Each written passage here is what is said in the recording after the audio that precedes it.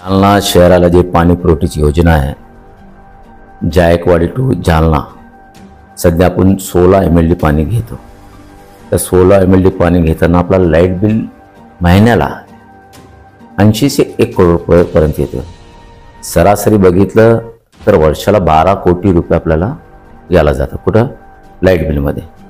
त्यामुळे काय असतं, आपण 14 वित्त 15 वित्तामधून ते पैसे देतो.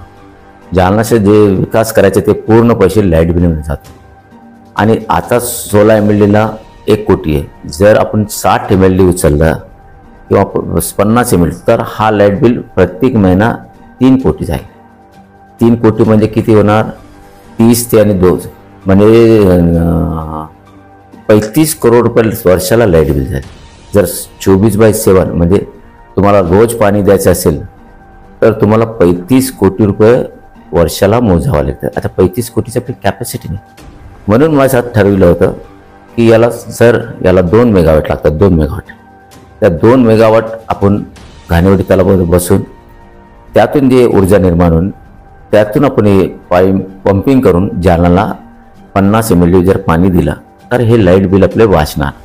त्यासाठी मागच्या अधिवेशनमध्ये, त्याच्यात अगोदरच्या अधिवेशनमध्ये मी स्वतः अधिवेशनमध्ये हे मुद्दा मांडला की बाबा जालना शहरात जे सध्या पाणी आलेलं आहे, दारापर्यंत आले पण घरापर्यंत आले नाही.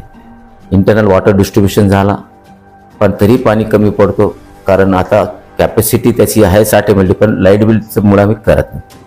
शासनाने त्यावेळी मला नगरविकास खात्याचे मंत्र्याने मी जे बोललो, कैलास गोंटालने जे बोलले त्यात आम्ही गांभीर्यपूर्ण लक्ष घालून ते लवकरच आम्ही पूर्ण.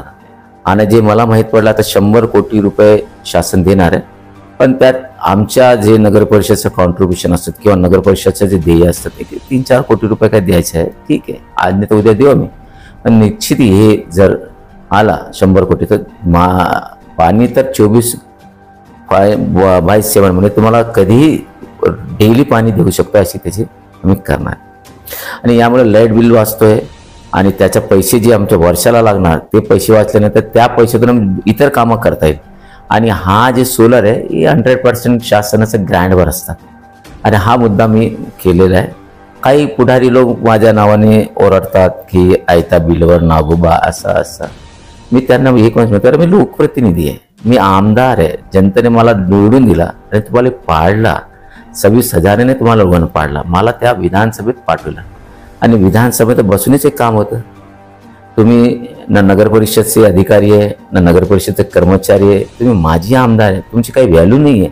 तुमची व्हॅल्यू तिथं तुम्हाला एक चपराचे पण नमस्ते करणार नाही. आणि उगाच तुम्ही काही करत नाही, गप्पासा कशाला आपला कचरा करून घेतात. तुम्ही तुमच्या